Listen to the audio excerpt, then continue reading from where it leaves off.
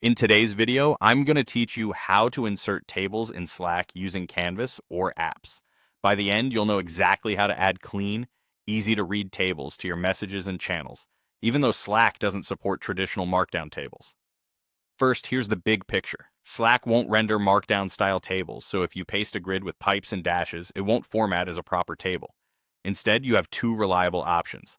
Use Slack's built-in Canvas feature or rely on a third-party app or integration, such as Slack tables. Both work in direct messages and channels, and each has its own strengths.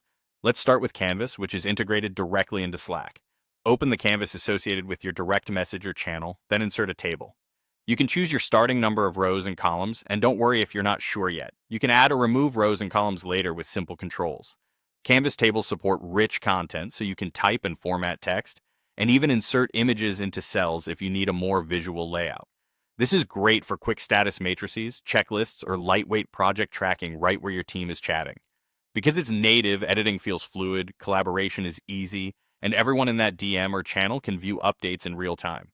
A quick tip, keep your first row as a clear header so your table is easier to scan, and use concise labels to make it immediately understandable. Now, if you have data in a file that you want to show as a formatted table inside Slack, a third-party app can help.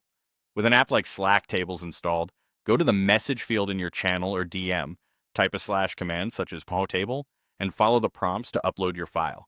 The app will display it as a table right in Slack so your team can view structured data without leaving the conversation. This approach is especially handy for files that originate outside Slack, like exported reports or lists you've been maintaining elsewhere.